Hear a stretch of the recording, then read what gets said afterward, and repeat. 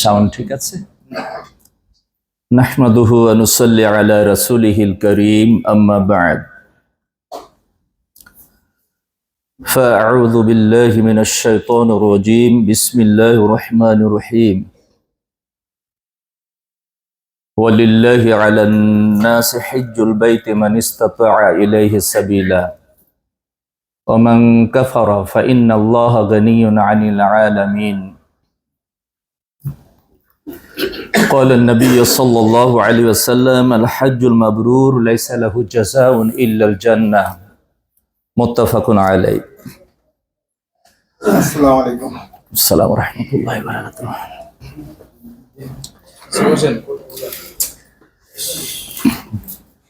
শুরুতে আমরা মহান স্রষ্টা রব্বুল আলামিনের প্রশংসা জ্ঞাপন করছি, যার অশেষ অনুগ্রহে বাংলাদেশের বহু মানুষের মধ্য থেকে আমরা হজব্রত পালন করার উদ্দেশ্যে মক্কাতুল মুকাররমায় অবস্থান করছি এবং হজের প্রথম পাঠ ওমরা সমাপ্ত করতে সক্ষম হয়েছি। আমরা বলি আলহামদুলিল্লাহ।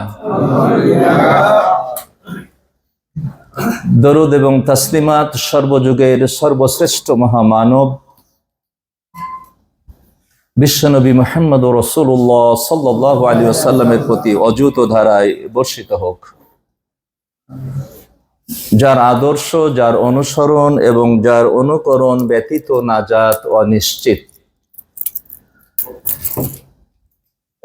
প্রত্যেকটা ক্ষেত্রে যার আনুগত্য করা আল্লাহ রাব্বুল আলামিন আমাদের উপর ফরজ করে দিয়েছেন।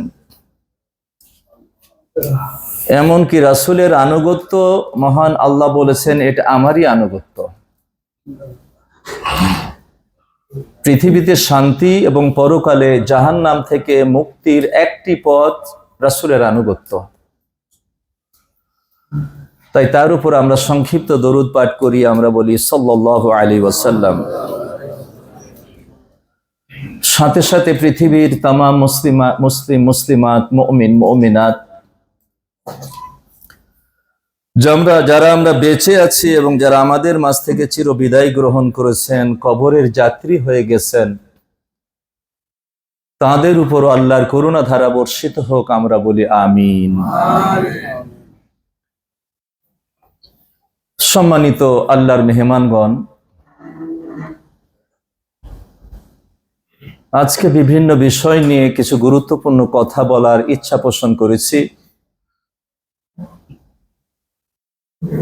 আরশের মালিক মহান স্রষ্টা যদি তার রহমত আমার শামিল হাল হয় এবং আপনাদের মতো সুধীবৃন্দের প্রাণঢালা দোয়া যদি আমার শামিল হাল হয়, তাহলে কিছু কথা, কিছু খেদমত আপনাদের করব ইনশাআল্লাহুল মুস্তাআন ওয়া আলাইহি তাওয়াক্কুলান। সম্মানিত সমবেত উপস্থিতি,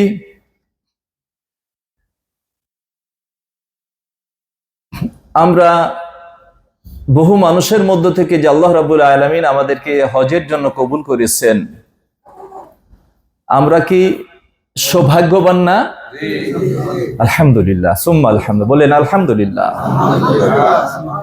টাকা থাকলেই আল্লাহর ঘর দেখার সৌভাগ্য হয় না।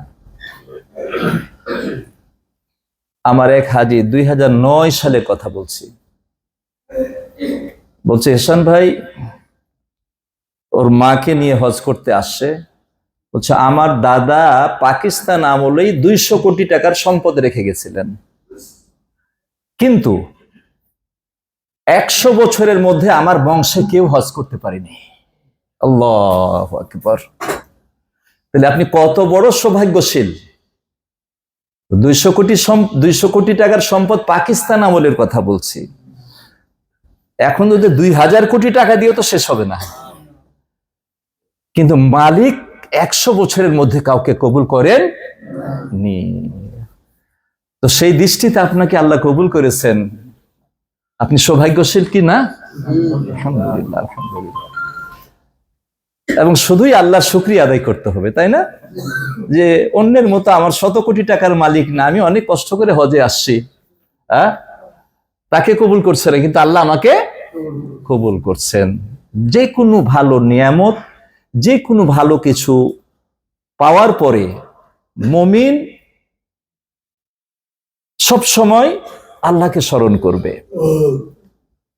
মুমিন এই কথা বলবে না যে আমার টাকা আছে আমি আসছি, আমার টাকা আছে টাকার বলে আমি চলে আসছি, যার টাকা নাই সে আসতে পারেনি। মুমিন কি এটা বলবে? না।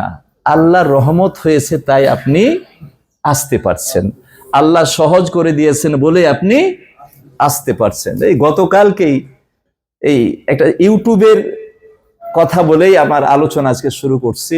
বাংলাদেশে ম্যাট্রিকের রেজাল্ট বের হয়েছে না? ম্যাট্রিকের রেজাল্ট বের হয়েছে, সম্ভবত দিনাজপুর বলল 110 জন পরীক্ষা দিয়েছে, 110 জনই জিপিএ 5।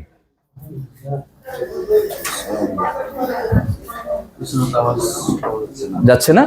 দেখো তো ওই মাইকটা ধরো, আরো পিছনে দিয়ে দাও মাইকটা। না, মাইকের আওয়াজ হচ্ছে কিন্তু ওটা আরেকটু, ওটা সাইডে না, এদিকে মুখ করে দাও, আরেকটু পিছিয়ে, দরকার হলে একটা চেয়ার দাও। হ্যাঁ, অসুবিধা নাই, ওটা রেঞ্জ খুব ভালো আছে, দূরে নিয়ে গেল আওয়াজ। বাস একবারে পিছনে নিয়ে যাও না, মাঝামাঝিতে দাও, তাহলে ক্যাচিংটা ভালো হবে আর কি। একটু সামনে দাও, মাঝামাঝিতে দাও।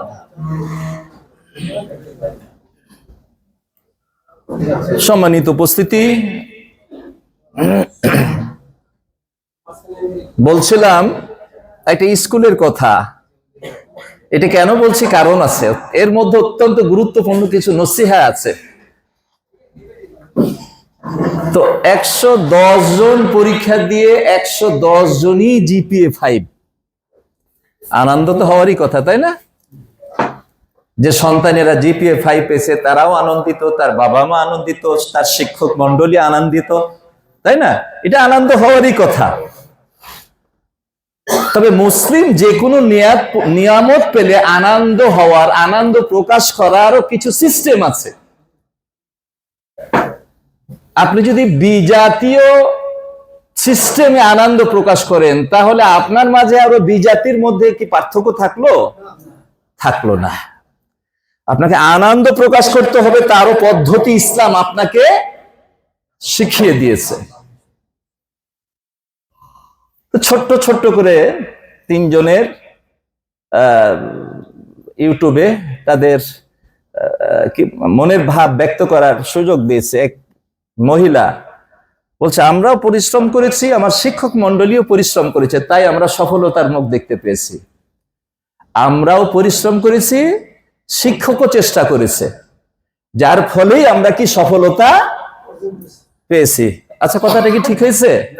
ঠিক হয়নি। আচ্ছা, আর একজন বলছে যে আমরাও অনেক পরিশ্রম করেছি, আমার মা বাবাও অনেক পরিশ্রম করেছে, তার জন্য সফলতা পেয়েছি।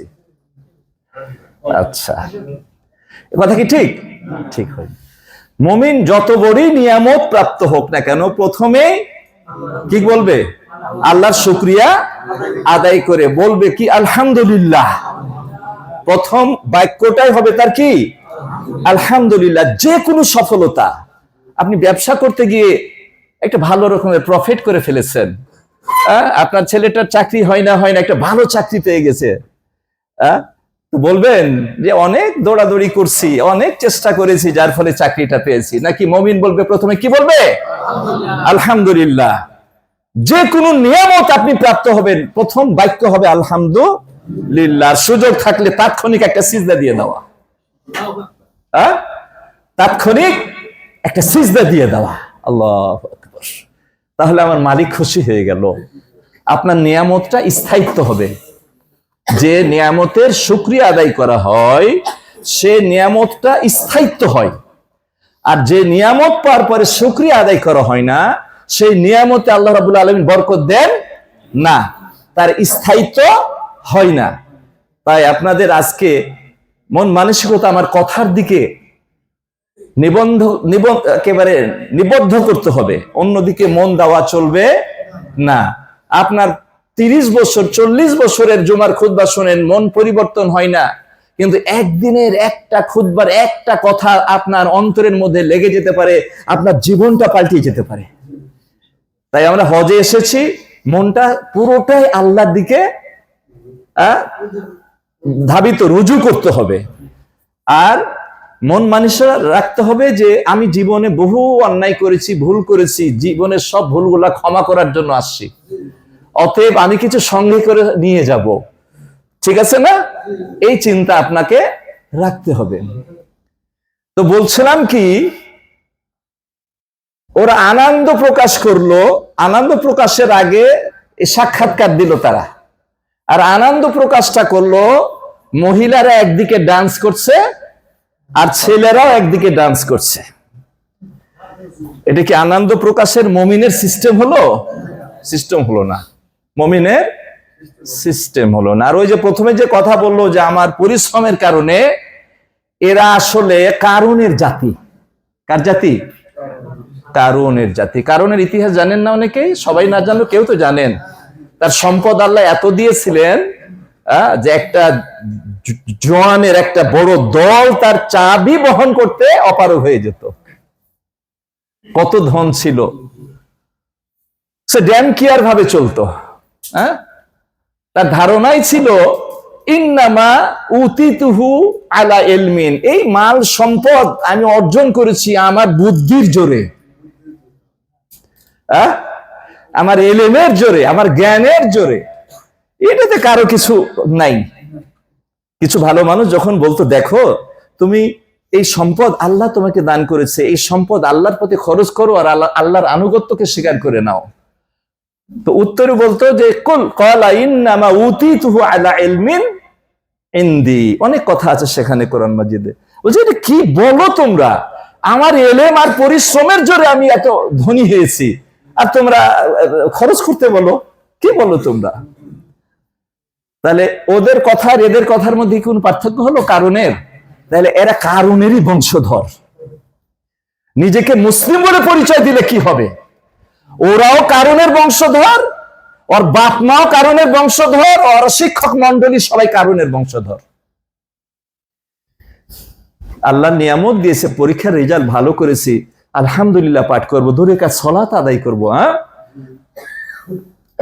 আল্লাহর নিয়ামতকে আরো বেশি স্মরণ করবো, আল্লাহর পথে চলার অঙ্গীকার করবো, আল্লাহ তুমি আমাকে সফলতা দিয়েছো, আমি যা করেছি করেছি, আর করবো না, এখন তোমার পথে চলবো ইনশাল্লাহ। এটা যদি বলতো তাহলে আমার আল্লাহ খুশি হয়ে যেত না? খুশি হয়ে যেত। আপনাকে আমি বলে রাখি, বর্তমান স্কুল কলেজ ভার্সিটিতে লেখাপড়া করে আগে 95% বলতাম, এখন বলি 99% বেনামাজি তৈরি হয়।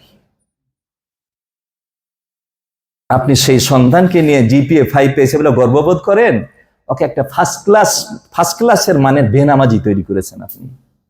এই ছেলেই বিদেশে বিদেশে যাবে পিএইচডি ডিগ্রি করতে, আর ওখানে গিয়ে একটা বিয়ে করে আসবে, সে আপনার মতো বুড়া বুড়িকে বৃদ্ধাশ্রমে পাঠাবে। এটা আপনি লিখে রাখেন। কেন? আপনি মানুষ করেছেন কিন্তু আদর্শ মানুষ করতে পারেননি। এটা ভুল প্রথমে আপনার। এখন যে বাবা মাকে বৃদ্ধাশ্রমে পাঠাচ্ছে, আমি শুধু ছেলেদের দোষ দিই না, আগে বাবা মার দোষ দিই। তোমার ছেলেকে কেন তুমি আদর্শ সন্তান বানাতে পারলে না? তোমার সন্তানকে কেন তুমি দিন শিক্ষা দিলে না? তোমার সন্তানকে যদি দিন শিক্ষা দিতে, তাহলে তোমার স্থানটা তাদের কলিজার মধ্যে হতো, বৃদ্ধাশ্রমে হতো না। বাবা মা কি জিনিস এটাই তো আপনাকে বুঝাননি। পরকাল কি জিনিস, জান্নাত জাহান্নাম কি জিনিস, কুল সিরাত কি জিনিস, এটা তো আপনাকে বোঝার সুযোগই দেননি। বাবা মার সন্তুষ্টিতে আল্লাহ সন্তুষ্ট হয়, এই কথাটা কি সে জানে? বাবা মার নারাজিতে যে আল্লাহ নারাজ হয়ে যায়, এই কথাটা কি আপনি শিখিয়েছেন? বাবা মার জন্য যে রব্বির হামহুমা কামা রাব্বায়ানি সাগীরা বলে দোয়া করতে হয়, এটা কি আপনি তাকে শিখিয়েছেন? না। প্রথম দোষ তো আপনার। সম্মানিত উপস্থিতি, তাই শুরুটা একটু আজকে অন্যরকম করেই আমি শুরু করলাম, কারণ এই যে আমরা আসছি, এটার সবচাইতে এটা আপনি সফল ব্যক্তি, এবং আপনি কি বলবো, আল্লাহ রাব্বুল আলামিনের মেহেরবানিতেই আপনি আজকে হজ ব্রত পালন করতে আসতে সক্ষম হয়েছে। টাকা থাকলেও আসতে পারে না। তো আল্লাহর উপর, আপনাদের উপর আল্লাহর কত বড় রহমত, এটাই আপনাকে আমি বুঝাতে চাইলাম। এবং এর জন্য আপনাকে শুকরিয়া আদায় করতে হবে। মনে করতে হবে না আমার টাকা আসছে আমি এসে গেছি। বহুজনের টাকা আছে, আপনার থেকে 100 গুণে বেশি, কিন্তু আল্লাহ কবুল করেন না। আর যদি আল্লাহ কবুল না করেন তো 100 বছরেও তার ভাগ্যে হজ হবে না। সম্মানিত উপস্থিতি, আসুন তাহলে আমরা অত্যন্ত ভাগ্যবান, তাই না? আর যে জায়গাতে আমরা অবস্থান করছি তার নাম মক্কাতুল মুকাররমা, সম্মানিত মক্কা। এই জায়গা এত সম্মানিত কেন? মক্কাতুল মুকাররমা এত সম্মানিত কেন?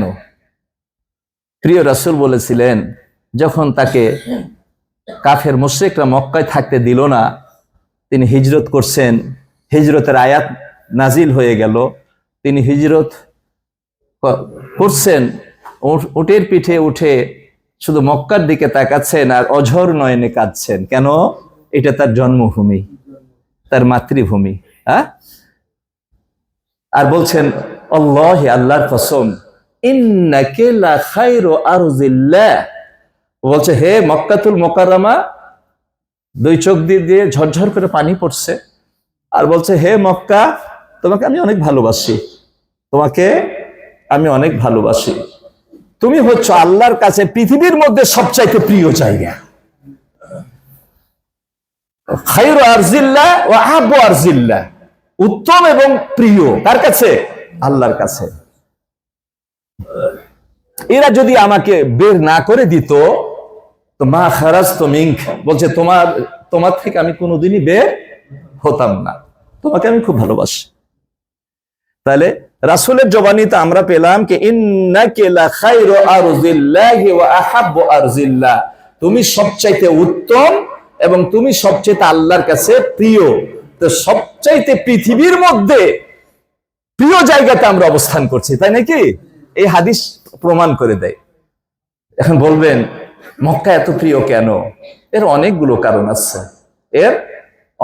কারণ আছে, এই জন্য যে গোটা বিশ্বের কিবলা এই মক্কাতুল মুকাররমাতে অবস্থিত। কাবা কোথায়? মক্কা। আমরা তওয়াফ করি কাকে কেন্দ্র করে? কাবাকে কেন্দ্র করে। আমরা সালাত আদায় করি কাকে কেন্দ্র করে? কাবাকে কেন্দ্র করে। গোটা পৃথিবীর মুসলিম কাকে কেন্দ্র করে আল্লাহকে সিজদা দেন? কাবাকে কেন্দ্র করে আল্লাহকে সিজদা দেন। সিজদা কিন্তু কাবাকে দেন না, সিজদা দেন কাকে? আল্লাহকে। আর কেন্দ্র করে কাকে? কাবাকে। একটা দিক নির্ধারণ করে দিয়েছেন আল্লাহ যে আমাকে যখন সিজদা দিবা তখন আমার ঘরের দিকে মুখ করেই আমাকে সিজদা দেবে। এটা আল্লাহ নির্ধারিত একটা দিক, তাই না?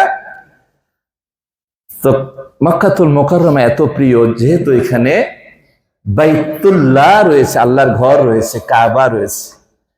মক্কাতুল মুকাররমা এত কেন প্রিয়? এই জন্য যে মহাগ্রন্থ আল কোরআন এই মক্কাতুল মুকাররমাতেই নাজিল শুরু হয়েছিল, তাই নয় কি?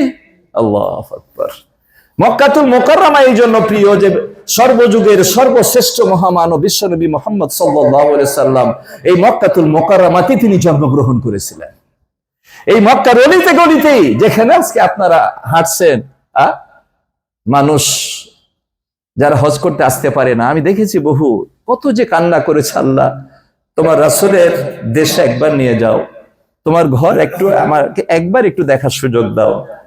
আমার শ্বশুর অনেক কান্না করতেন, প্রতিদিনই তাহাজ্জুদের নামাজে তিনি লম্বা একটা দোয়া করতেন নামাজ পড়ে। আর এই একটা কথা প্রতিদিনই, আমি যেদিনই হয়তো ছিলাম সেখানে শ্বশুর বাড়িতে মাঝে মধ্যে তো যাওয়া পড়তোই, তাই না?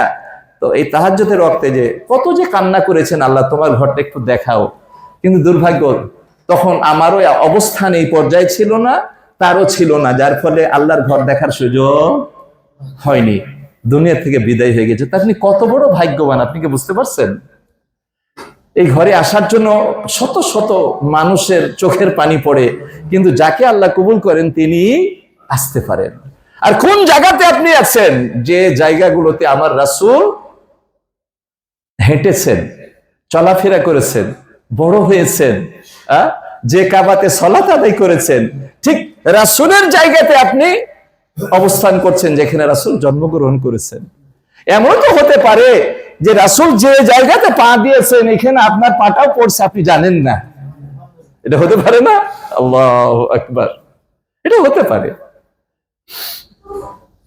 তো এই জন্য মক্কাতুল মোকাররমা এত পবিত্র, মক্কাতুল মোকাররমা এই জন্য আল্লাহর কাছে এত প্রিয়, যেখানে মায়ে জমজম আছে, আবু জমজম বলি না, আবে জমজম বা আবু জমজম, আবে জমজম অর্থাৎ জমজমের পানি। আব মানে ফার্সি শব্দ, আবে জমজম শব্দটা ফার্সি ব্যবহার করি, ফার্সি আর আরবি মিলিয়ে সংমিশ্রণ করে এটা আমরা ব্যবহার করি। মা ও জমজম, জমজমের পানি আরবিতে বলা হয় মা ও জমজম লিমা শুরিবা লাহু, বলছে জমজমের পানি যে নিয়তে আপনি পান করবেন আল্লাহ আপনার নিয়ত পুরা করে দিবে। পৃথিবীর সব জায়গায় অনেক জায়গায় তো অনেক কিছু পাবেন, কিন্তু এই মা ও জমজম, মায়ে জমজম শুধুমাত্র কেবলমাত্র এই মক্কাতুল মোকাররমা ছাড়া আর কোথাও পাবেন না।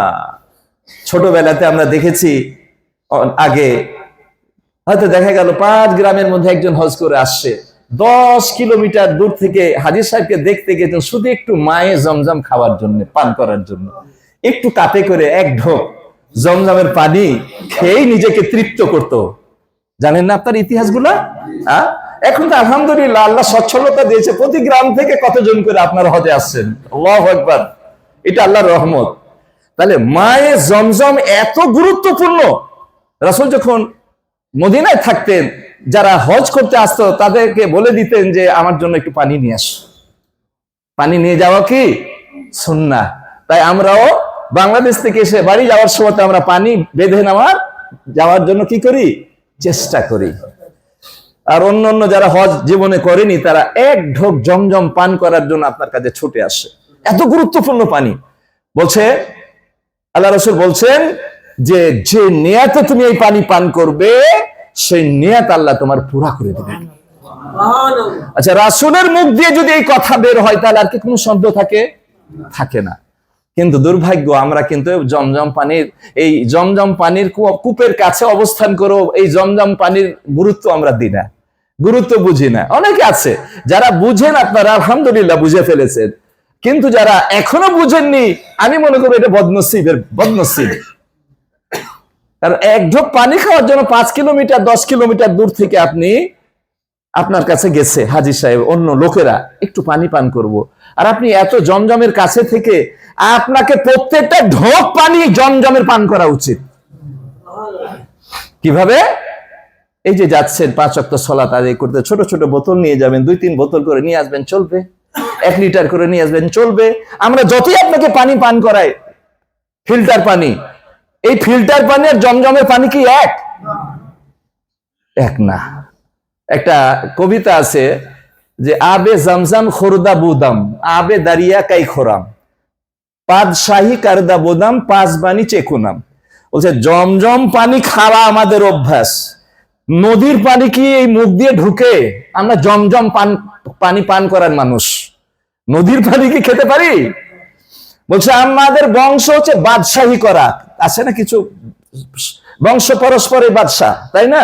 বা সভাপতি, এরকম আছে না, মসজিদের দাদা সভাপতি ছিল, মারা গেছে বাবা মারা গেছে, ছেলে সভাপতি, মানে বংশবের সভাপতিত্ব করার, তাই না? এটা তো নসিবের ব্যাপার। তো বলছে আমরা বাদশাহী করেছি, চৌকিদারি কি করতে পারি না। তো এই জমজম পানির জায়গাতে থেকে যদি আপনি সাধারণ পানি পান করেন তাহলে আপনাকে বদনসিব ছাড়া আমি আর কি বলবো। কি করতে হবে আজকে থেকে? জমজমের পানি ওখানে তো খাবেনই, আসার সময়তে ছোট ছোট 2 লিটার 1/2 লিটারের বোতল নিতে 1 লিটার হয়ে গেল, 2 বার আনলে 2 লিটার, একজনের জন্য 2 লিটার পানি যথেষ্ট। এই নিয়ামত কেন আপনি ছাড়বেন? যত পারবেন বেশি করে জমজম পান করবেন। এখানে খাদ্য আছে আর ওষুধের চিকিৎসাও রয়েছে। ফিহে তুআম ওয়া তুমিন শিফা ও সাকমিন। এই যে আমার পাশে ডাক্তার সাহেব বসা আছেন, আরো হয়তো ডাক্তার থাকতে পারেন, আমার ওই গ্রুপে বেশ কয়েকজন ডাক্তার আছে আলহামদুলিল্লাহ। তো বিজ্ঞান গবেষণা করে দেখেছে যে কথাগুলো, হাদিসের কথাগুলো একবারে বাস্তব, একেবারে বাস্তব। সম্মানিত উপস্থিতি, তাহলে মক্কাতুল মুকাররমা এই জন্য আল্লাহর কাছে প্রিয়, এখানে মা ও জমজম আছে। মক্কাতুল মুকাররমা এই জন্য প্রিয়, এখানে মুলতাজিম আছে, এখানে হাজরে আসওয়াদ রয়েছে, এখানে রুকনে ইয়ামানি রয়েছে। যে হাজরে আসওয়াদ আর রুকনে ইয়ামানির কথা বলা হয়েছে যে নাজালা হাজারাল আসওয়াদ রুকনুল ইয়ামান, ইন্না হাজার আল আসওয়াদ রুকন মানে ইয়াকুতাতান মিন ইয়াকুতিল জান্নাহ। বলছে এটা এক হাদিসে বলা হচ্ছে এইভাবে যে এটা জান্নাতের দুটা উজ্জ্বল ইয়াকুত পাথর, আলোকিত পাথর, যে পাথরে দিয়ে আলো বিচ্ছুরিত হয়। বলছে যদি এর আলোটা আমি মিটিয়ে না দিতাম, স্তমিত না করে দিতাম, তাহলে গোটা পৃথিবী এর দ্বারা আলোকিত হয়ে যেত। কিন্তু আমি এর আলোটাকে, আল্লাহ বলছেন, আমি বন্ধ করে রাখছি, হাদিসের মধ্যে বলছে। আল্লাহু আকবার।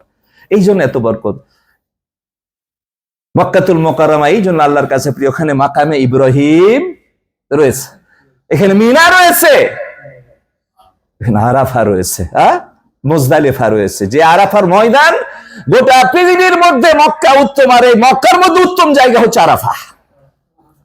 এই আরাফাতে আপনার মুখ দিয়ে আল্লাহর কাছে যাই বলবেন সাথে সাথে কবুল হয়ে যাবে। এটা আমার জীবন দিয়ে পরীক্ষিত। আপনি আল্লাহর কাছে যা চাইবেন আল্লাহ তাই কবুল করে নেবেন। সম্মানিত উপস্থিতি, তাই কোন জায়গাতে আল্লাহ আপনাকে কবুল করেছেন একটু এটা আপনাকে বোঝানোর চেষ্টা করলাম। এই সময়তে আপনি কি করবেন? বেশি বেশি ইবাদত করবেন, আর মনটাকে আল্লাহর দিকে রুজু করে দিবেন, একবারে ঝুঁকিয়ে দিবেন। সন্তান, স্ত্রী, বাবা মা, ব্যবসা বাণিজ্য, চাকরি সবকে ছেড়ে দিয়ে আপনি এখানে আসছেন। কেন আসছেন? কিছু কামাই করার জন্য, কিছু নেওয়ার জন্য, কিছু পাওয়ার জন্য, তাই না? তো এই পাওয়ার জন্য তো আপনাকে চেষ্টা করতে হবে, আপনার আন্তরিকতা থাকতে হবে, ইবাদতে আপনার মনোযোগ থাকতে হবে। এক ওয়াক্ত সালাত এর ফজিলত কি? আপনার দেশে 50 ওয়াক্তর বেশি সালাতের সমপরিমাণ।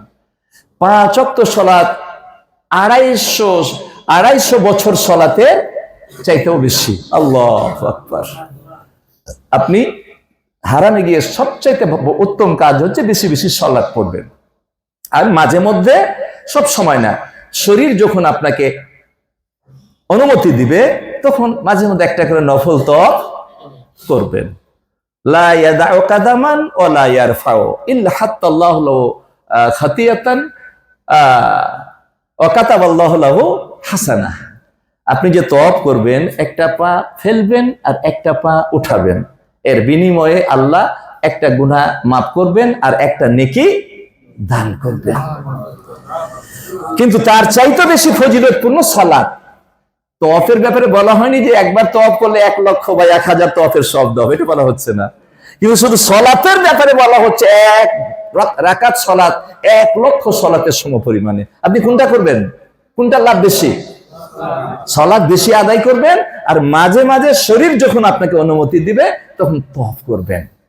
আবার এমন যেন না হয়, অনেকে নতুন আসছে জীবনে একবার, আর হয়তো আসতে পারবে না, এটা সে জানে, তাই এমন ভাবে ইবাদত করলো 3 দিন আর 4 দিন, পরে অসুস্থ হয়ে 1 সপ্তাহ বিছানায় পড়ে থাকলো।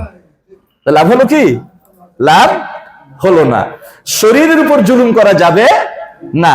আপনার চোখের হক আছে, আপনার শরীরের হক আছে। আছেন একটা হাদিসে, ইন্না লি আইনিকা আলাইকা হাক্কান ওয়া ইন্না লি বাদানিকা আলাইকা হাক্কান ওয়া ইন্না লি আহলিকা আলাইকা হাক্কান ফাআতাজি হাক্কিন হাক্কা। ও যে তোমার চোখের হক আছে, তোমার শরীরের হক আছে, তোমার স্ত্রীর হক আছে, তোমার পরিবার হক আছে, প্রত্যেক হকদারের হক পরিশোধ করো। এটাই হচ্ছে ইসলাম। তাহলে আপনার চোখের হক আদায় না করে খালি যদি ইবাদত করেন সারা রাত জেগে, এটা ইবাদত হবে? এটা ইবাদত হবে না। কেন? আপনার চোখের হক আপনি আদায় করেননি। দেখেন, ইসলাম কোন দিক ছাড়েনি। আপনি খালি ইবাদত করবেন, বিয়ে করে বউ রেখেছেন বাড়িতে, আর সারা রাত তাহাজ্জুদ পড়বেন। এই তাহাজ্জুদ পড়ার কথা আল্লাহ বলেন নি। বউয়েরও হক আদায় করতে হবে, আবার আল্লাহরও হক আদায় করতে হবে। আল্লাহু আকবার। তাই মা আয়েশা সিদ্দিকা রাদিয়াল্লাহু তাআলা আনহা, বুখারী শরীফের হাদিস, জিজ্ঞাসা করলেন, ইয়া রাসূলুল্লাহ আইয়ুল আমালি আফজাল, সবচাইতে উত্তম আমল কোনটি? তো রাসূল বললেন যে আদওয়ামুহা ওয়া ইন কাল্লা, বলতে আল্লাহর কাছে সবচেয়ে প্রিয় আমল হচ্ছে যেটা কন্টিনিউ করা হবে, যদিও পরিমাণে কম হোক। অর্থাৎ নিয়মিত আর পরিমিত।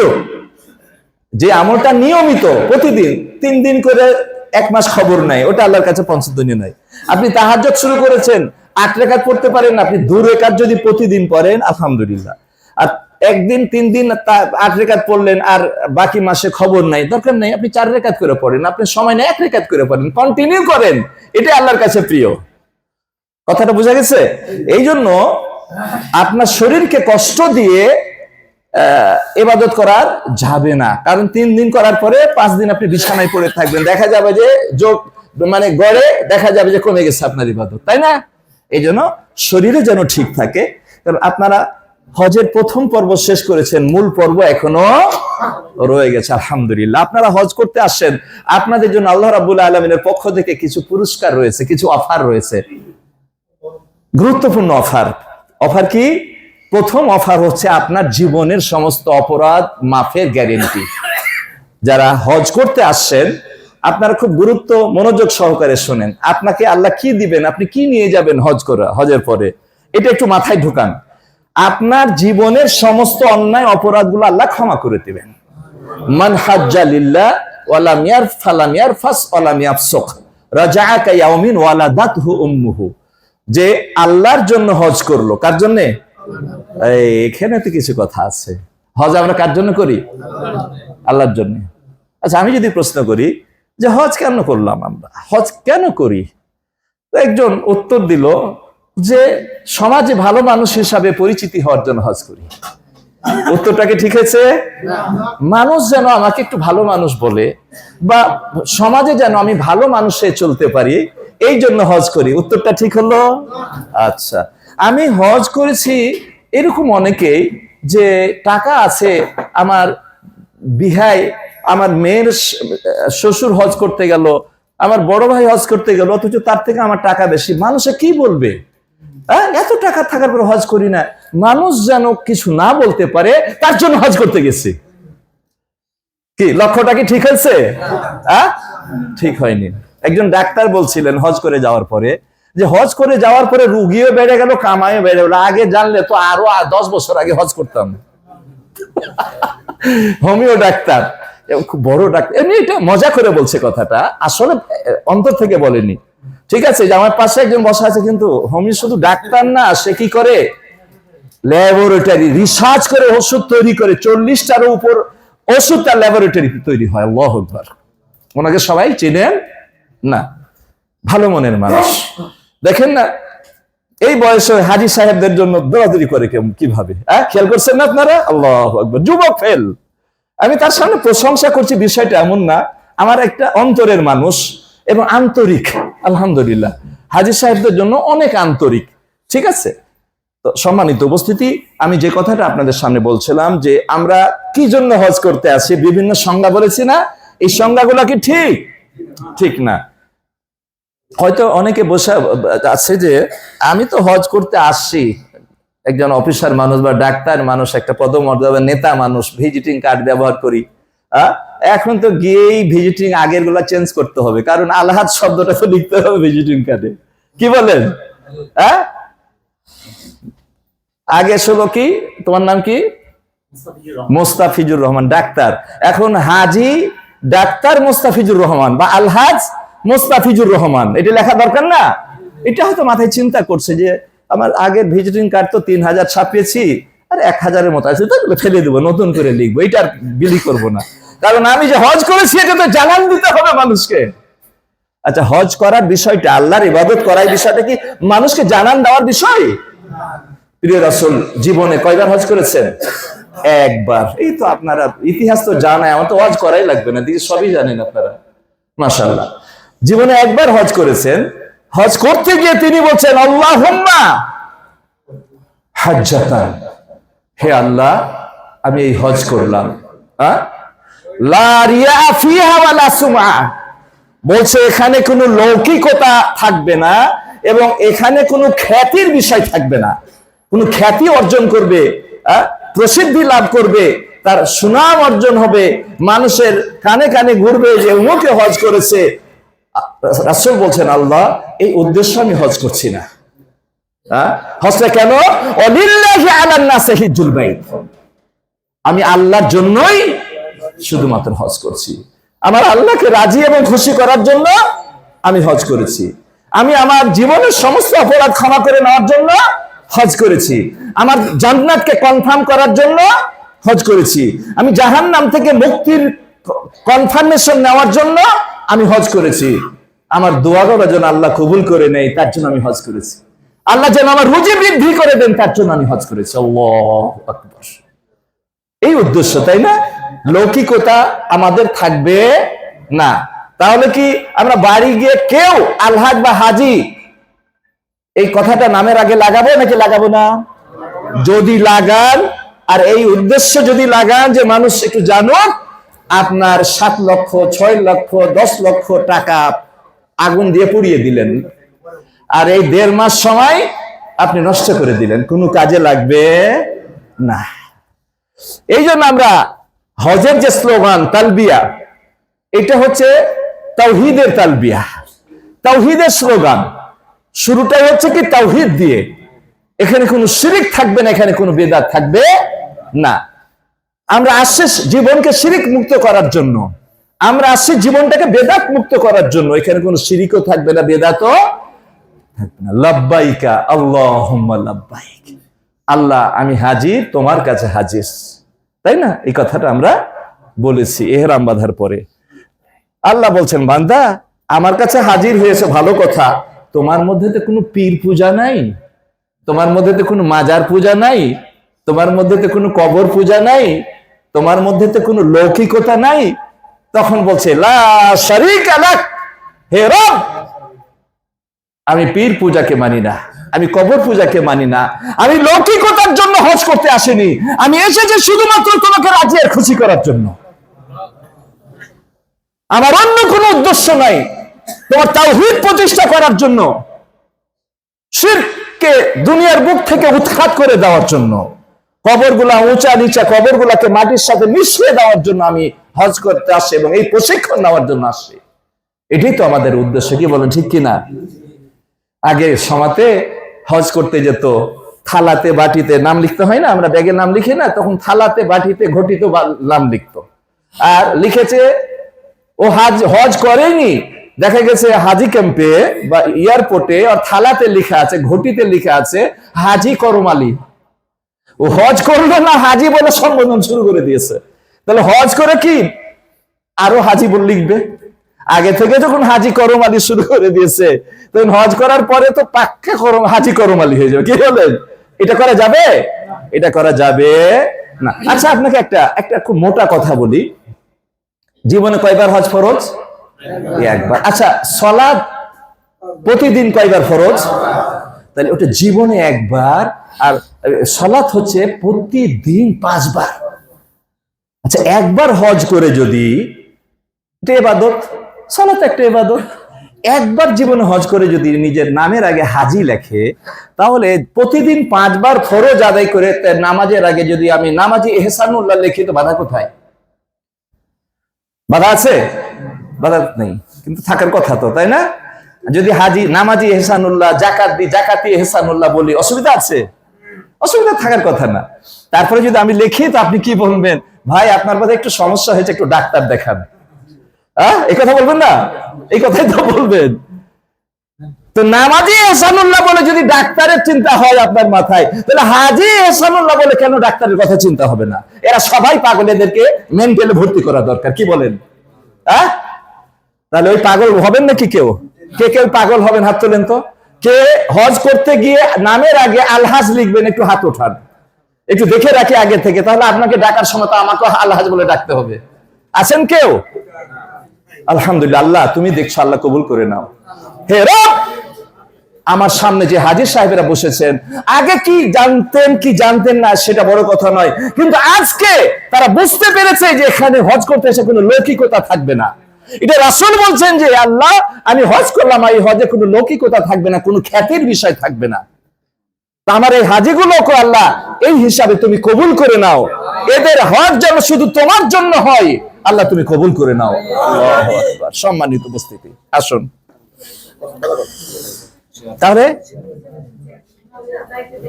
মান হাজ্জা লিল্লাহ, কি হাদিসটা বলেছিলাম, কথা বলবেন না। মান হাজ্জা লিল্লাহ ফালাম ইয়ারফুস ওয়ালাম ইয়াফসুক, যে ব্যক্তি হজ করবে এখানে কোনো অশ্লীল কাজ করবে না, অশ্লীল কথা বলবে না। রাজাআ কায়াউমিন ওয়ালাদাতহু উম্মুহু, সে সেই দিনের মতো নিষ্পাপ হবে মা তাকে যেদিন জন্ম দিয়েছিল, ভূমিষ্ঠ করেছিল, নিষ্পাপ সন্তান, এই নবজাত নিষ্পাপ সন্তানের মতো সে হয়ে যাবে। আলহামদুলিল্লাহ বলেন। তাহলে প্রথম পুরস্কার কি দিলাম আল্লাহর পক্ষ থেকে? জীবনের সব অপরাধ ক্ষমা। এরপর 2 নম্বর পুরস্কার, আল হাজ্জুল মাবরুর লাইসা লাহু জাযাউন ইল্লাল জান্নাহ, হজ্জে মাবরুর যে করবে তার জন্য বিনিময় জান্নাত ছাড়া আর কিছু না।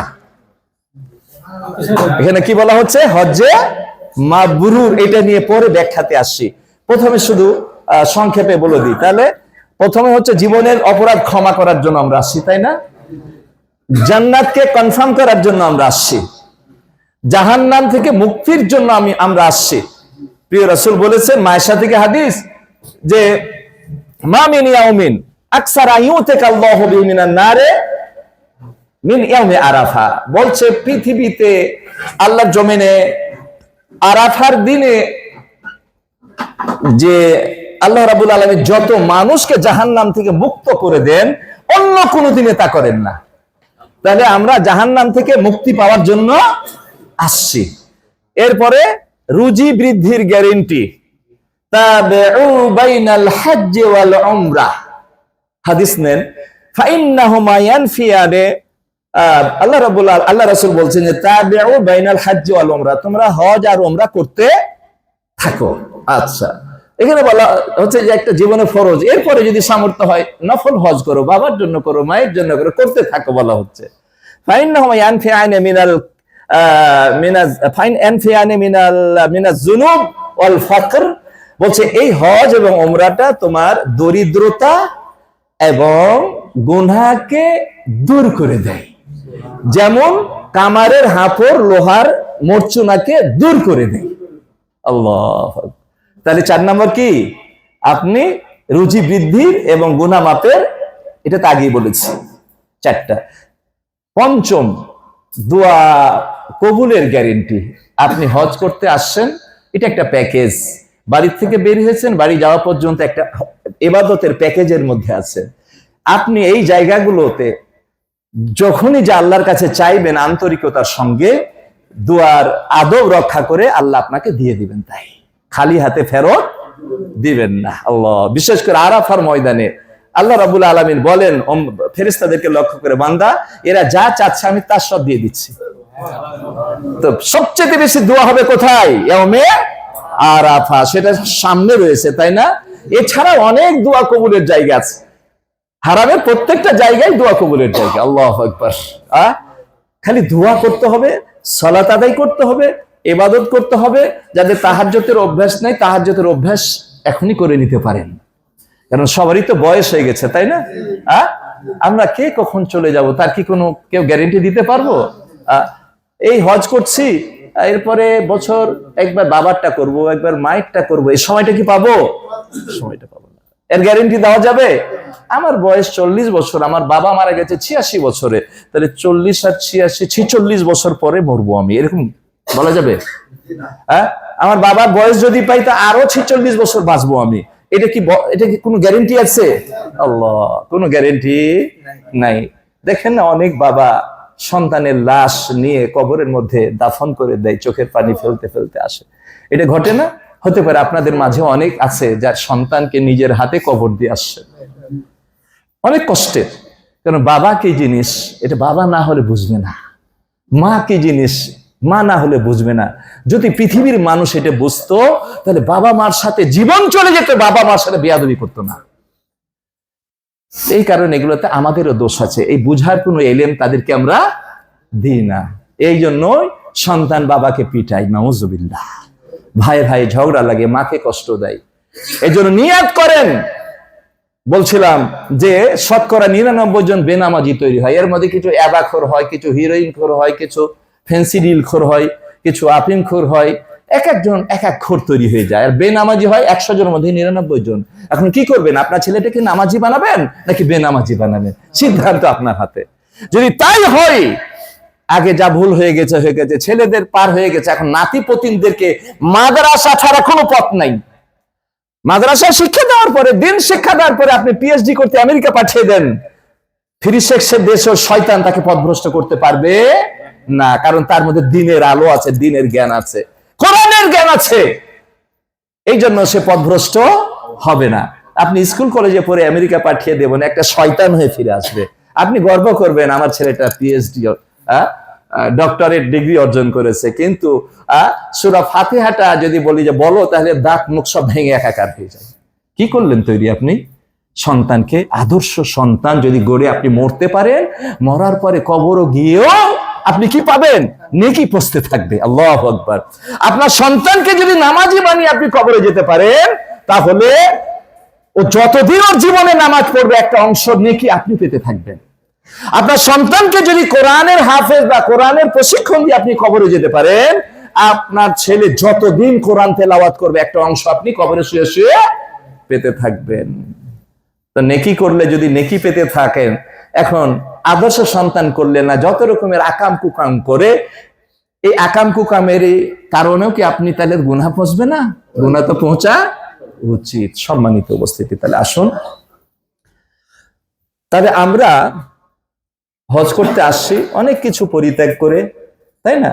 আল্লাহ যদি মেহেরবানি করে দেশে আমাকে নিয়ে যায়, যেতে পারবো, বউ বাচ্চার সাথে দেখা হবে, না হলে বিদায় নিয়ে আসছে, এই বিদায় আমার জীবনের শেষ বিদায় হতে পারে, কি ঠিক কিনা? তাই হজ করতে এসে আমার মধ্যে যে সমস্ত অন্যায় অপরাধগুলো আছে সেগুলো দূর করার জন্য একটা ওয়াদা আমাকে করতে হবে, এবং বাকি জীবনটা আল্লাহর দ্বীনের পথে, আল্লাহ এবং রাসূল যেভাবে চলতে বলেছেন, অর্থাৎ ইসলামের পথে আমার জীবনটা গড়বে, আমার পরিবারটা ইসলামিক পরিবার তৈরি হবে, এরকম চিন্তা ভাবনা কি আমরা করতে পারি না? আল্লাহ যাবে তৌফিক দান করেন আপনাদেরকে। এই ভালো নিয়াতটা করলেন, এর জন্য আল্লাহ আপনার জন্য নেকি লিখে দিয়েছেন। আর আল্লাহ আপনাকে কত দিতে চান। সম্মানিত উপস্থিতি, আচ্ছা আসুন, অনেক কথা, সময় কম, দেখি আরেকটু কথা বলে শেষ করব।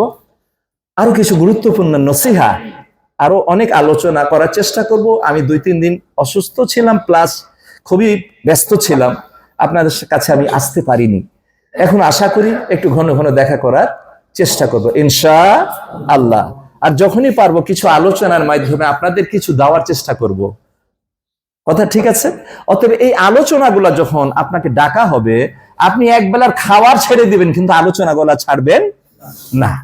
কারণ এই আলোচনাগুলোর মধ্যে কোরআন এবং হাদিসের যে কথা আপনার অন্তরটাকে আল্লাহমুখী করে দেওয়ার জন্য যথেষ্ট হয়ে যাবে ইনশাআল্লাহ। কোন দিন কখন যে কোন আলোচনাটা আপনার দিলের মধ্যে লেগে যাবে, আপনার জীবনটাকে পাল্টিয়ে দিতে যথেষ্ট হয়ে যেতে পারে, কি ঠিক কিনা কথা? 50 বছরে পরিবর্তন হলো না, সিগারেট ছাড়লো না, জর্দা ছাড়লো না, একদিনের একটা আলোচনাতে সিগারেট আর জর্দা ছেড়ে দেয়। আল্লাহু আকবার। হতে পারে নাকি? হতে পারে। আল্লাহু আকবার। আমি আরো কিছু উপদেশ আপনাদের দিতে চাই।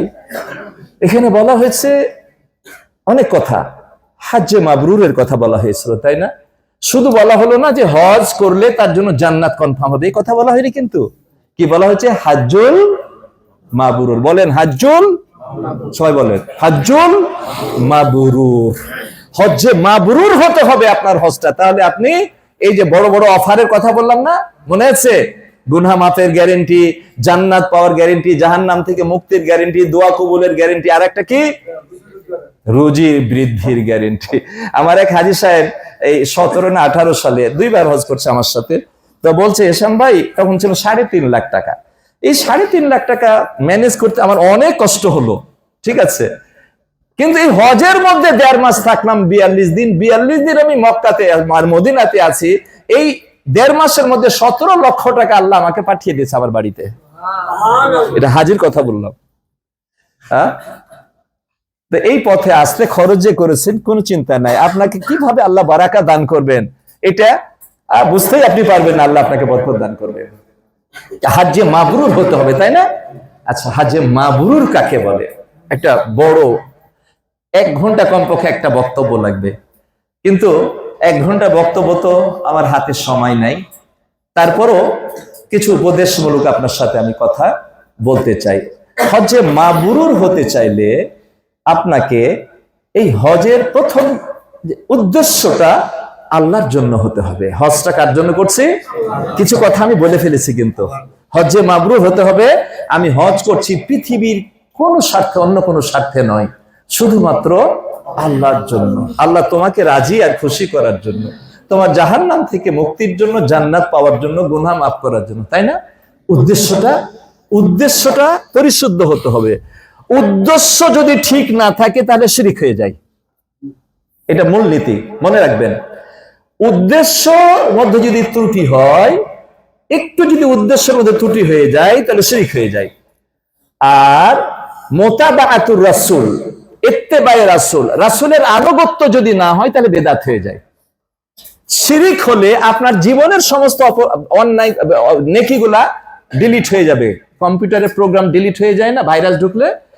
তো শিরক যদি আপনার জীবনের মধ্যে ঢুকে যায় তা আপনার জীবনের সমস্ত নেকিগুলা ডিলিট হয়ে যাবে।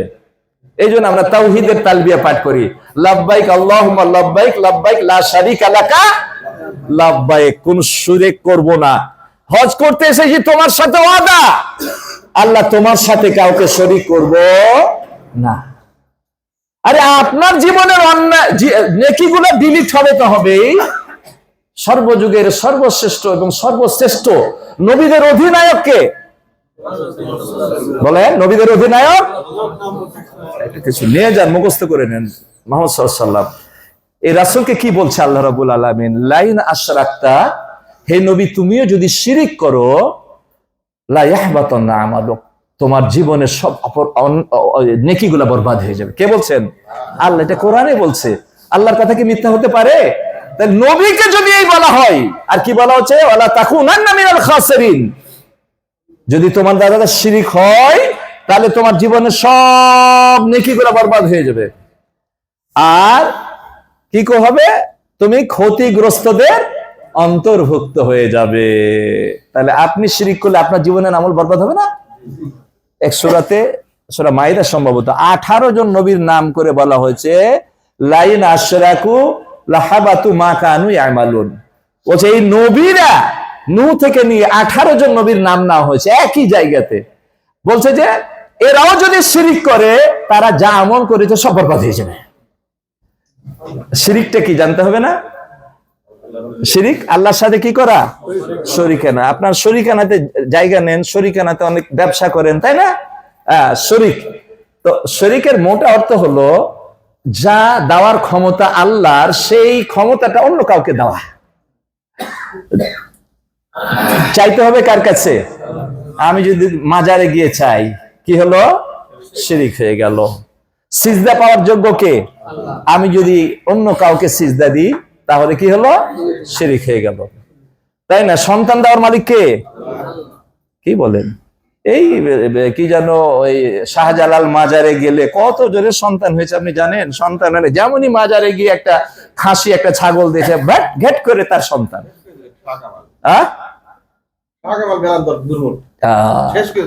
অর্থাৎ মোটা কথা, যা দেওয়ার ক্ষমতা আল্লাহ রাখেন তা অন্যের কাছে চাইলে কি হয়? শিরিক হয়। আর এই শিরিক করলে আপনার হজ, উমরা, যাকাত, সালাত, আপনার জীবনে ধরেন আপনার 60 বছর বয়স, তাই না? তাহলে 15 বছর বাদ দিলে 45 বছরের ইবাদত শেষ। আর কম্পিউটারে খুঁজে পাবেন না, আপনার আমলে আর থাকবে না। তো কি হবে এগুলা কি হবে? এটা কোরআন মাজিদ আল্লাহ বলে দিয়েছেন। এমন কোন কথা নাই যেটা আল্লাহ বলে দেননি। বলা হচ্ছে যে আয়াতটা হলো কি মনে আসছে না, যে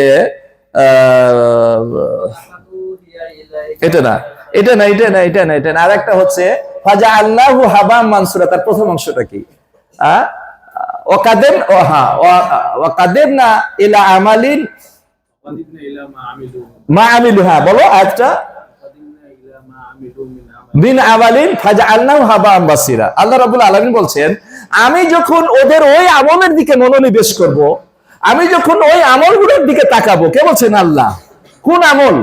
আমেলু মিন আমালিন, যে আমলে শিরক মিশ্রিত থাকে, যে আমলটা সুন্নাহ অনুযায়ী হয় না।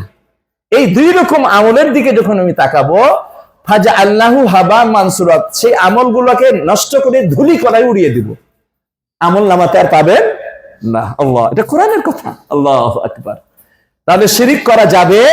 শিরিকের উপর একটা বক্তব্য লাগবে 1 ঘন্টা, তাহলে আপনাদের শিরিকটা কি জিনিস আরেকটু বুঝাইতে পারবো। যদি আল্লাহ সুযোগ করে দেন, শিরিকের উপর 1 ঘন্টার একটা বক্তব্য হবে। শুধু সংক্ষেপ যে যেটা বলছিলাম যে হজ্জে মাবরুর নিয়ে কথা বলতে বলতে আমি আসছি, তাই না? যে হজ্জে মাবরুর যার উদ্দেশ্য হবে কি শিরিক মুক্ত, এই হজে এসে কোন রকমের শিরিক হবে না, বেদাত হবে না, আমলগুলো হবে একেবারে রাসূল যেভাবে আমাকে আপনাকে শিখিয়ে দিয়েছেন। আমরা অনেকে দেখি রাসূল যেটা করেননি তার রূপরেখা যত ভালোই হোক সেটা ইবাদত হবে না। একটা ছোট্ট ঘটনা বলি। হযরত আলী রাদিয়াল্লাহু তাআলা আনহু ঈদের ময়দানে, খুব খেয়াল করে শুনেন, ঈদের ময়দানে লোক আসছে, তো ঈদের ময়দানে কি প্রথমেই 2 রাকাত সুন্নাতে মুআক্কাদা আমরা পড়ি, তাই না? এরপরে খুতবা দিই, এরপরে শেষ। কোনো আজান নাই, একামত নাই, কোনো নফল নাই, কোনো সালাত নাই, এই 2 রাকাত ছাড়া। আছে নাকি? নাই। তো হযরত আলী আসছেন, একজন মুরব্বী এসে ঈদের ময়দানে নামাজ, হয়তো একটু সময় আছে, আল্লাহু আকবার। তখন হযরত আলী তাকে মজবুত করে ধরছে, এই মুরব্বী কি করেন, কি করেন? কেন? আমাদের ভাষা দিয়ে বলি, কেন রে বাবা, আমরা তো খারাপ কিছু করছি না, নামাজ 2 রাকাত পড়ছি। তখন হযরত আলী কি বললেন জানেন? যে ইন্নাল্লাহা লা ইউসিবু ফি ফাইলিন হাত্তা ইয়াফআলুহু রাসূলুল্লাহ সাল্লাল্লাহু আলাইহি ওয়াসাল্লাম। ওটা আল্লাহ ওই কাজে কোনো নেকি দিবেন না যে কাজ রাসূল করেননি। কথাটা বোঝা গেছে? যে কাজ যে সময়ে রাসূল করেননি ওই আমলে ওই কাজে কোনো নেকি দিবেন না। ফাসালাতুকা আবাসুন। হযরত আলী বলছেন, হে মুরব্বী, আপনার এই সালাতটা হয়ে গেল নিষ্ফল, বেকার। ওয়াল আবাসু হারামুন, আর নিষ্ফল বেকার জিনিসগুলাকে আল্লাহ হারাম করে দিয়েছেন।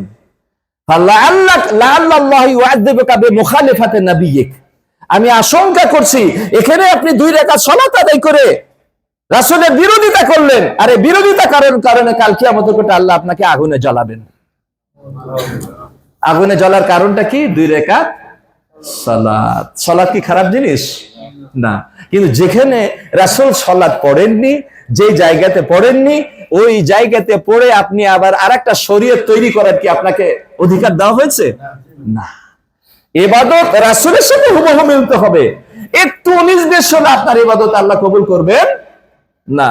লা ইয়া আইয়ুহাল্লাযীনা আমানু লা তুকদ্দিমু বাইনা ইয়াদাইহিল্লাহি ওয়া রাসূলিহি। ও হে মুমিনেরা, তোমরা আল্লাহ আর রাসূলের থেকে বেশি বুঝিও না। কে বলছেন? আল্লাহ বলছেন যে আল্লাহ এবং রাসূলের থেকে বেশি পণ্ডিত হয়ও না, আগে বেড়ে যাও না। আচ্ছা বলেন তো, এবার জাবালের রহমতের উপর কে কে 2 রাকাত নামাজ পড়েছেন বলেন? কেউ পড়েছেন? কেউ পড়েননি তো আলহামদুলিল্লাহ। উঠেছেন? উঠলে ওঠা পর্যন্ত ঠিক আছে। আর যে ওখানে গিয়ে 2 রাকাত সালাত আদায় করবে, হতে পারে এই সালাত তাকে জাহান্নামে যাওয়ার কারণ হতে পারে। ঈদের ময়দানের 2 রাকাত সালাত যেটা রাসূল পড়েননি যদি জাহান্নামে যাওয়ার কারণ হয়, আলী বলছেন, তাহলে জাবালের রহমতে উঠে যে 2 রাকাত সালাত আদায় করবে সেটা কি জাহান্নাম যাওয়ার কারণ হতে পারে না? আমাদের জীবনটাকে পরিচালিত করব আদর্শ ব্যক্তিকে মুহাম্মদুর রাসূলুল্লাহ সাল্লাল্লাহু আলাইহি ওয়াসাল্লাম। আমি যাই করব রাসূলের অনুমোদন থাকতে হবে। রূপরেখা যত সুন্দর হোক, এটা যদি আপনি করেন তাহলে এটা ইবাদত হবে না। এই কারণে আপনাকে জাহান্নামে চলে যেতে হতে পারে। 3 জন সাহাবী রাসূলের বিবির কাছে গেছে রাসূলের ইবাদত সম্পর্কে জানার জন্য। ইয়াসআলুনা আন ইবাদাতিন নবী সাল্লাল্লাহু আলাইহি ওয়াসাল্লাম, সহিহ হাদিস শুনেন। ইবাদত সম্পর্কে জানার জন্য 3 জন ব্যক্তি রাসূলের কাছে গেছেন। তো বললেন যে রাসূল সাল্লাল্লাহু আলাইহি ওয়াসাল্লাম এই ইবাদত করেন, এই ইবাদত করেন, এই ইবাদত করেন। তখন 3 জন সাহাবী নিজেকে মনে করলেন, আরে রাসূল যার আগে পরের অপরাধ আল্লাহ ক্ষমা করে দিয়েছেন, তিনি যদি এইভাবে ইবাদত করেন তাহলে তো আমাদের আরো বেশি করা দরকার। কি আরো বেশি করা দরকার? একজন বলছে আমি কোনদিন মানে খাবো না, ইফতার করবো না, আমার জীবনে যতদিন বাঁচবো আমি রোজা রাখবো। একজন বলছে যে আমি কোনদিন রাত্রে ঘুমাবো না, কোনদিন রাত্রে ঘুমাবো না, যতদিন আমি বাঁচবো সারা রাত জেগে কিয়ামুল লাইল করবো। আর আরেকজন বলছে যত ঝামেলা বাধা এই মেয়ে মানুষ, আমি মেয়ে মানুষ থেকে দূরে থাকবো, মানে বিয়ে করব না। বিয়ে করব, এই তারপরে বউ, তারপরে সন্তান, এই কামাই, এই পত্র, এই চাকরি, এই ব্যবসা বাণিজ্য, দৌড়াদৌড়ি, আমার ইবাদতের সমস্যা হয়ে যাবে, এই মহিলার কাছেই যাব না। কথাটা বলছেন? রাসূল সাল্লাল্লাহু আলাইহি ওয়াসাল্লাম হয় জিবরিলের মাধ্যমে শুনেন, অথবা কাছেই ছিলেন, আড়াল থেকে শুনলেন। সামনে এসে গেলেন, সামনে এসে গিয়ে বলছেন, আনতুম কুলতুমুল লাযিনা কাযা ওয়া কাযা, বলছে তোমরা কি এই মানুষ যে এখনই এই কথাগুলো বললে? বলে নাম, জি।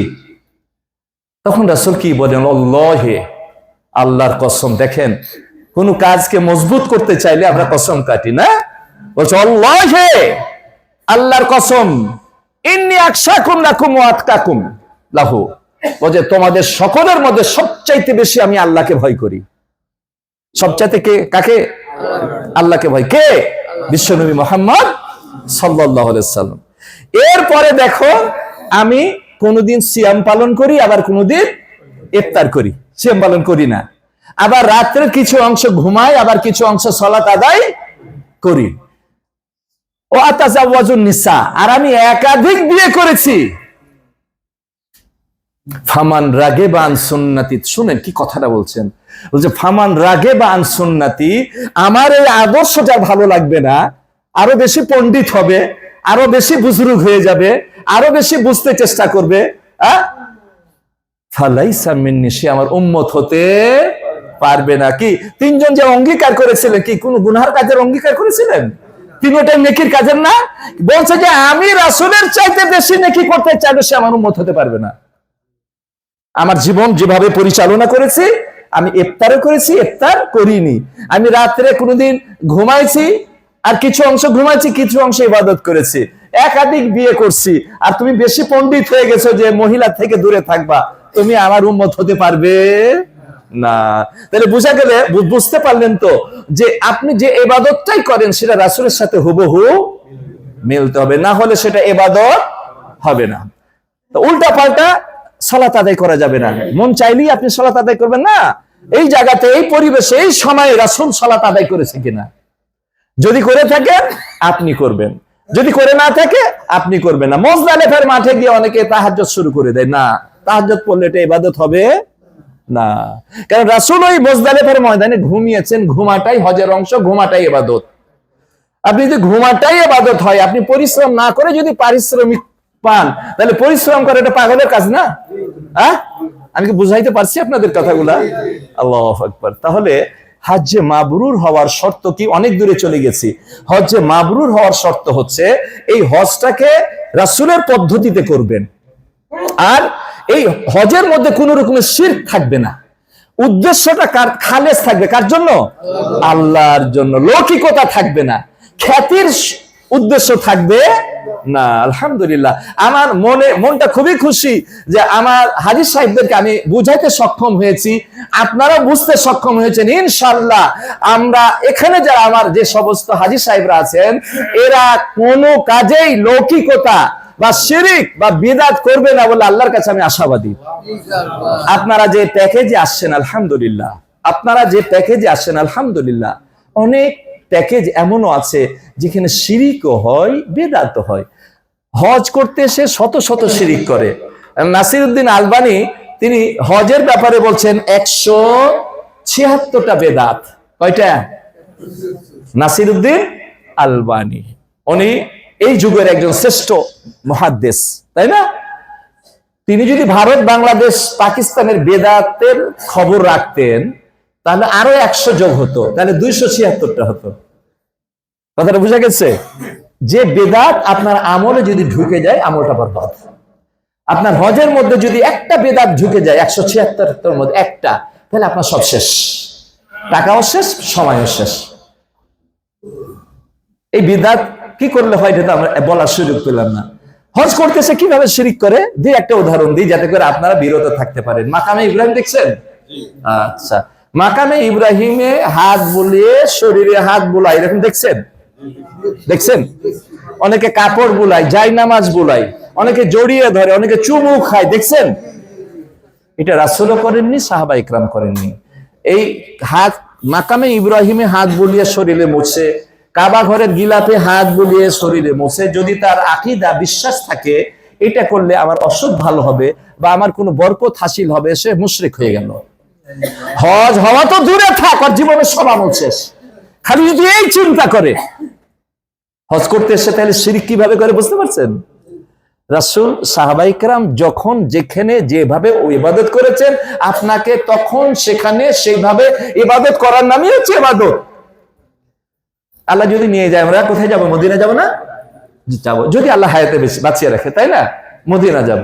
মদিনাতে গিয়ে আমরা বাকিয়ে গারকাদ, এটাকে আমরা জান্নাতুল বাকি বানাই ফেলছি।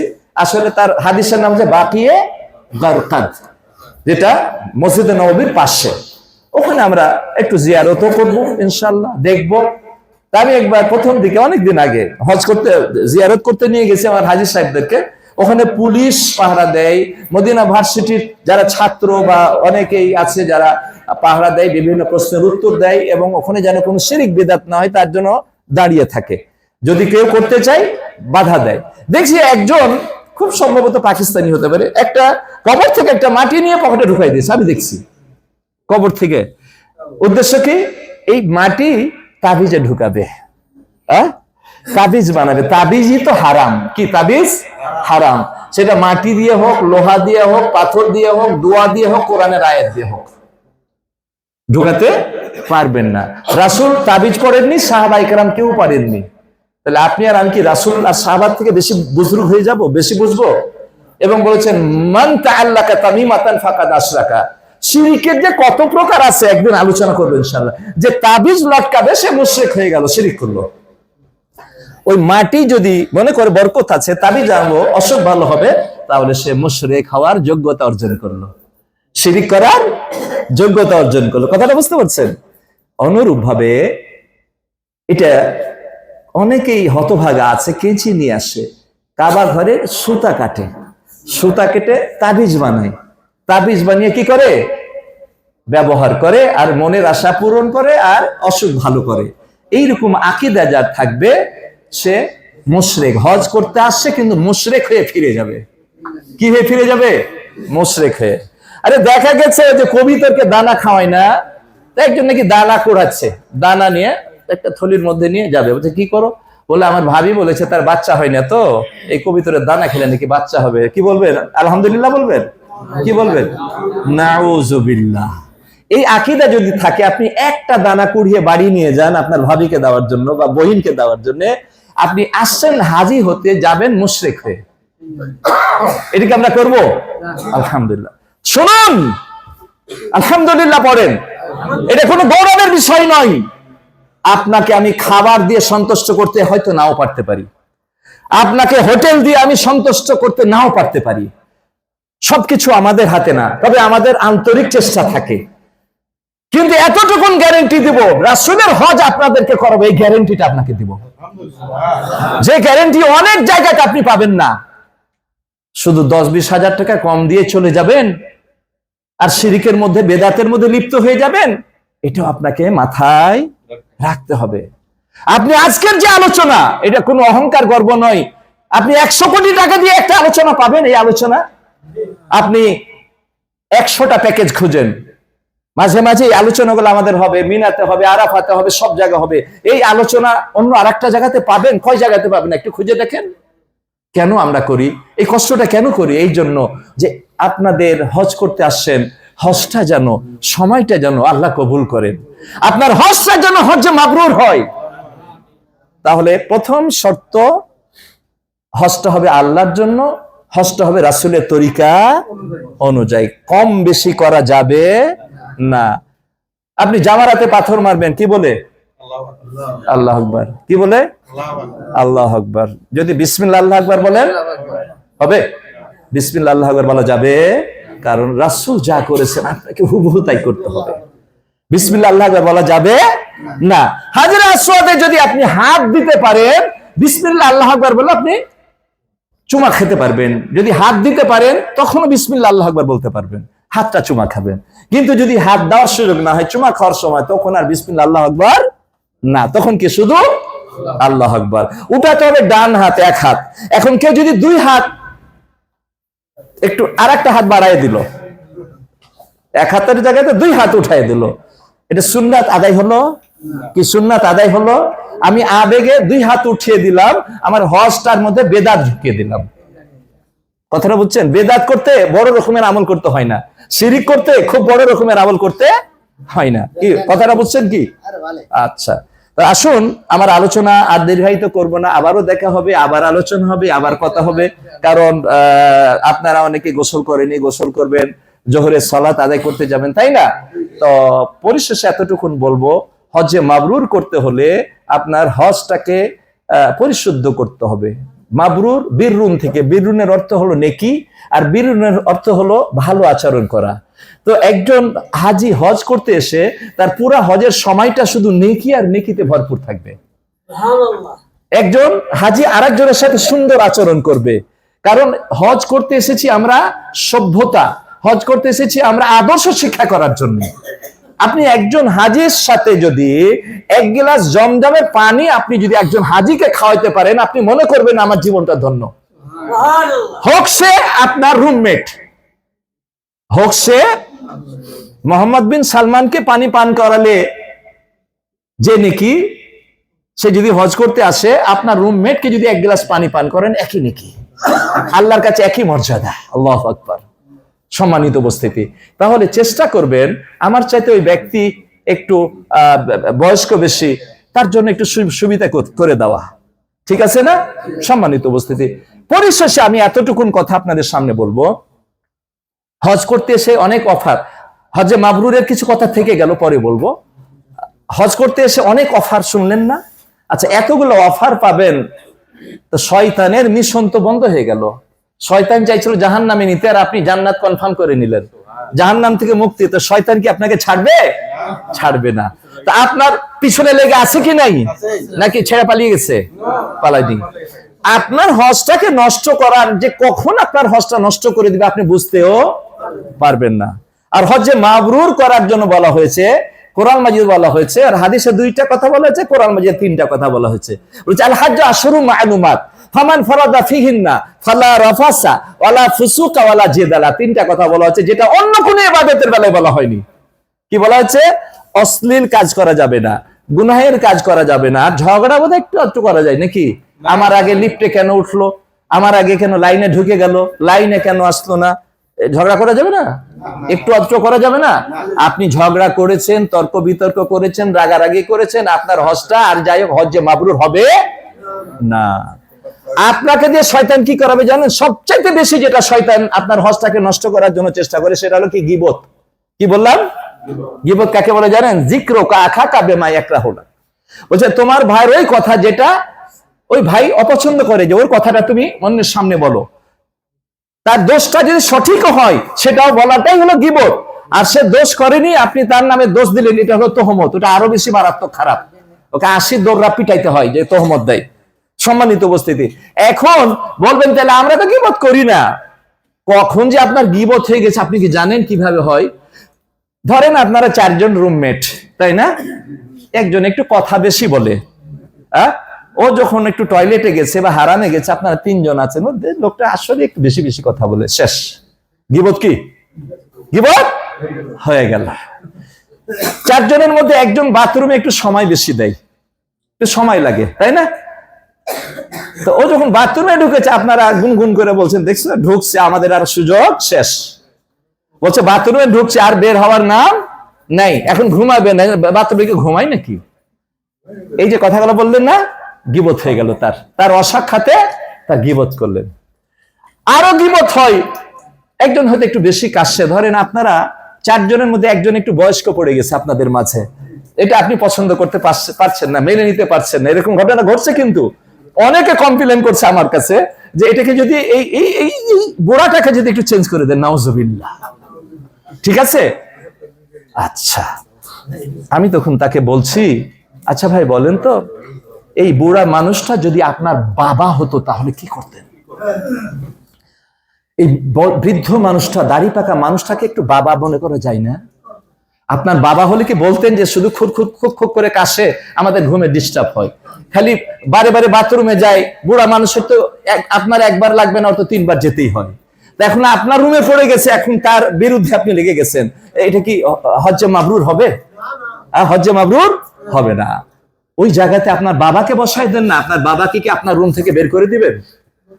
আপনাকে সবুর, ধৈর্য, তাওয়াক্কুল, ইখলাস, এরপরে এগুলার আলোচনা, অনেক কথা, এত বেশি কথা প্রতিদিন যদি আলোচনা করে তো হজের মৌসুমের আলোচনা শেষ হবে না। এবং আপনারাও আলহামদুলিল্লাহ শুনবেন, ভালো লাগবে, কারণ কোরআন হাদিসের কথা শুনতেই ভালো লাগে। আমরা আলোচনা করি আলহামদুলিল্লাহ, এখানে কেসা, গল্প, কারামতের কথা বলি না। আকাশ দিয়ে উড়ে চলে গেল, পানির উপর যাই নামাজ পড়ে নামাজ পড়লো, এই ভাওতা আলোচনা আমরা আলহামদুলিল্লাহ করি না। আমাদের প্রত্যেকটা কথাতে হয় কোরআনের দলিল থাকতে হবে, না হাদিসের দলিল থাকতে হবে। এটা গর্ব করি না, আলহামদুলিল্লাহ এইভাবে গড়ে উঠেছি, এইভাবে আলোচনা করি আলহামদুলিল্লাহ। তা আপনাদেরকে শেষ যে কথাটি বলবো, যে শয়তান আপনার পিছনে লেগে আছে আপনার হজটাকে শেষ করে দেওয়ার জন্য। খুব অ্যালার্ট থাকবেন, খুব সতর্ক থাকবেন, শয়তান যেন আমাদের হজগুলোকে নষ্ট না করতে পারে। কারোর সাথে একটু মনোমালিন্য হয়েছে, আপনি তার কাছে বলে দেন, সে মনোমালিন্য, তার কাছে ক্ষমা চেয়ে নেন। একটু ভুল হয়ে গেছে বলে মনে করেন, তার কাছে থেকে ক্ষমা চেয়ে নেবেন, তাকে সম্মান করবেন। নিজের তুলনায় অন্যর গুরুত্বটা বেশি দিবেন। মুরব্বী মানুষ আগে লিফটে উঠতে জায়গা দিয়ে দিবেন। আপনি তো ইয়ং আছেন, তাই না? ওর একটু টয়লেট লেগেছে, একটু আগে ছেড়ে দেন না, তাই না? ও ডায়াবেটিসের রোগী, খিদা লাগলে থামতে পারে না, একটু যদি সামনে দিয়ে একটু ভাত নাই, আগে লাইনে দাঁড়িয়ে দিয়ে দেন না। এটা আরেকজন হাজির উপর আপনার ইহসান করা হলো, এটাও নেকি। সম্মানিত, নেকি কামাই করতে চাইলে প্রচুর নেকি কামাই করতে পারেন। সম্মানিত উপস্থিতি, তাই আলোচনা আমি এখানে শেষ করছি। আগামী দিনে যখন আবারও আপনাদের ডাক দেওয়া হবে, 1 মিনিট, আপনারা আগেই বলেছি যে খাবার ছেড়ে দিবেন, কিন্তু আলোচনা ছাড়বেন না। আজকের আলোচনাটা কেমন ভালো লাগেনি? আপনাদের প্রয়োজনে লাগবে না? আপনার আমলে কাজে লাগবে না? লাগবে। আমরা চেষ্টা করি আমার প্রত্যেকটা হাজির হজটা যেন হজ্জে মাবরুর হোক, হজটা যেন কবুল হয়, আল্লাহর অফার গুলো যেন আপনারা পেতে পারেন। এই চেষ্টাতেই আমাদের চেষ্টা থাকবে যে আপনাদের সাথে বিভিন্ন সময় মত বিনিময় করব। আমার জন্য দোয়া করবেন। আমার প্রায় 1 মাস থেকে আমি অসুস্থ, এখনো পুরো সুস্থ হই নাই, এখনো বুকে একটু ব্যথা অনুভব করছি, মাঝে মাঝে কাশিটা হচ্ছে, যেটা 1 মাস 4 টাইম অ্যান্টিবায়োটিক খেয়েছি। আমার পাশে আমার ডাক্তার সাহেব বসা আছেন, অ্যান্টিবায়োটিক খেলেই নানান রকম অসুবিধা দেখা দেয়, খাওয়ার রুচি কমে যায়, পেটটা ঠিক থাকে না, নানান রকম অসুবিধা। তো যাই হোক, এরপরেও আসলে ইমানের বল যদি আল্লাহ শক্ত করে দেয়, তখন কোনো বাধাই আর বাধা সাধতে পারে না। ইনশাআল্লাহ আপনাদের সাথে হজ পর্যন্ত আমরা আছি এবং থাকবো। আল্লাহ যদি মেহরবানি করেন, আমার জন্য একটু বেশি করে দোয়া করবেন, কারণ আপনার জন্য যা দোয়া করবেন, আমি হাজিদেরকে বলি যে আপনার চাইতে আমার জন্য বেশি দোয়া করতে হবে, কারণ আমি ঠিক তো আপনারা ঠিক। ড্রাইভার যদি ঠিক, তাহলে যাত্রী ঠিক, আর ড্রাইভার যদি ঘুমায় যায়, তাহলে বালিশ ছাড়াই আপনারা কি, বোঝা গেছে? তো আপনার সাথে দোয়া করার সময় একটু আমার নামটা জড়িয়ে দেন না, আমার সবুর ভাইয়ের নামটা একটু জড়িয়ে দেন না, কারণ এই তো বড় খাদেম। আমার এই জাকিরুল্লাহ, আমার ছোট ভাই, অনেক হাজিদের জন্য চেষ্টা করে, অনেক চেষ্টা করে, খাটে, এরপরে হয়তো ভুল ত্রুটি হয়ে যায়। এই ভুলগুলা সমালোচনায় নিয়ে আসবেন না, মাফ করে দেন না। আমারও ভুল হতে পারে, মাফ করে দেন না। আপনি জানেন, এই দেশের বাদশাহ নিজেকে বলে খাদেমুল হারামাইন, 2 হারামের খাদেম। এবং আরাফার ময়দানে খতিব সাহেবকে দিয়ে বলান যে এরা আমার হাজিরা সব লক্ষ লক্ষ আল্লাহর মেহমান, এদের যা সম্মান, এদের যা কদর, এরা কার মেহমান? বিল ক্লিনটনের, ওবামার, শেখ হাসিনার, খালেদা জিয়ার না, কার মেহমান? আল্লাহু আকবার। এদের যা ইজ্জত সম্মান খেদমত করার দরকার আমি করতে পারিনি, এরা যেন আমাকে ক্ষমা করে দেয়। কে বলে? এই দেশের বাদশাহ। আল্লাহু আকবার। তো বাদশাহ এত করার পরে যদি নিজেকে খাদেম পরিচয় দেয় আর ক্ষমা চাই, আমাদের কি ভুল হতে পারে না? আপনারা আমাদেরকে ভুলে ক্ষমার দৃষ্টিতে দেখবেন। কোনো ভুল চোখে পড়লে আমার কাছে আস্তে করে এসে বলবেন, পরামর্শ দিবেন। আপনার পরামর্শটা আমি গ্রহণ করে আপনাকে বুকে জড়িয়ে নিব। আপনি কোনো পরামর্শ দিতে আসলে যে আপনাকে খারাপ চোখে দেখবো, বিষয়টা তা না। আমার ভুলটা যদি ধরিয়ে দেন, আমি আরো বেশি খুশি। আপনার কপালে একটা চুমা দিব আর বুকে জড়াই ধরবো যে আমার ভুলটা আপনি সংশোধন করে দিয়েছেন। তাই আমি আপনাদের ভাই, আপনারা আমাদের ভাই, সব আমরা ভাই ভাই, তাই না? পরস্পরকে আমরা সহযোগিতা করব, তাহলে আমাদের হজের পুরো প্যাকেজটা সুন্দর হবে। আল্লাহ রাব্বুল আলামিন যেন আজকের আলোচনাটা আমরা সবাই আমল করতে পারি, তৌফিক দান করেন। আল্লাহ যেন আমাদের হজটাকে হজ্জে মাবরুর হিসাবে কবুল করে নেন। আল্লাহ যেন আমাদের হজ করতে এসে যে অফার, যে গ্যারেন্টি আল্লাহর পক্ষ থেকে, এগুলো যেন আমরা হাসিল করতে পারি, এই তৌফিক যেন আল্লাহ রব দান করেন। আমরা যেন পুরো হজ করতে পারি, এই হায়াতটুকুন যেন আল্লাহ দান করেন। বউ বাচ্চা ছেড়ে এসেছি, আবার যেন সুস্থ হয়ে হজ করে তাদের সঙ্গে মিলিত হতে পারি, এই তৌফিক আল্লাহ তুমি আমাদের দিয়ে দিও। আমিন। ওয়া আখিরু দাওয়ানা আলহামদুলিল্লাহি রাব্বিল আলামিন।